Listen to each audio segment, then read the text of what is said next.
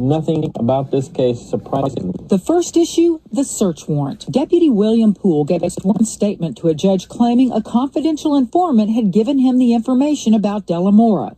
But later, the deputy admitted under oath he had never directly talked to the informant himself.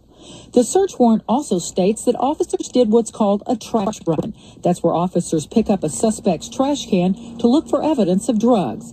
Poole swore they found traces of drugs on a baggie found in Delamore's trash. I never saw it, and it was never produced at any of my requests. The Sheriff's Department wouldn't produce it at our request either. They told us they wanted to wait until all of Delamore's appeals had run out. They also didn't want to explain something else that didn't add up. According to the search warrant return, deputies found drugs in Delamore's home, 39.6 grams of methamphetamines and a total of 56.7 grams of marijuana. But a year later, testimony by analysts from the DPS lab showed the amount seized was much less, 24.96 grams of meth and 38.1 grams of marijuana. There's no explanation to what happened to almost 15 grams of methamphetamine and 18.6 grams of marijuana. And then there was one of the principal deputies on the raid who was using illegal drugs. Craig Smith was named Deputy of the Year and awarded the Medal of Valor for shooting the gun out of Delamore's hand during the raid. These are pictures of Smith at the annual Keith Ruiz benefit bench press competition.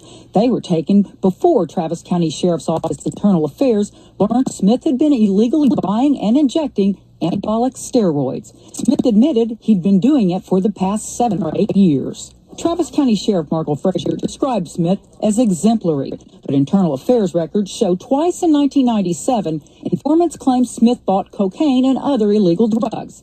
And then there was a tip forwarded from the DEA about an informant who says he sold drugs to Deputy Smith the night before the Delamore raid. According to this memo, the sheriff's office decided not to investigate. As for the illegal steroids, Craig Smith wasn't arrested, charged, or prosecuted. He wasn't fired either.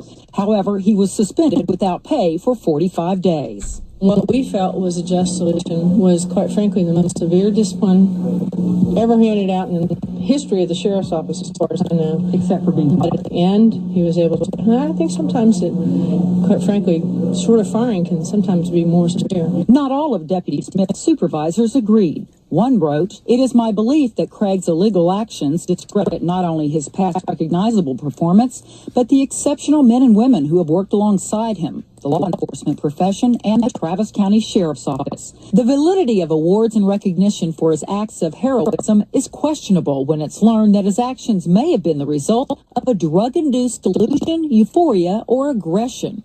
His use of steroids will undoubtedly be implicated in litigation surrounding the conviction of a defendant for the death of a fellow deputy." KI News Investigates has also learned that Delamore was not exactly a stranger to the sergeant who led the raid that night. Sergeant Richard Hale acknowledged that Delamore had done remodeling work for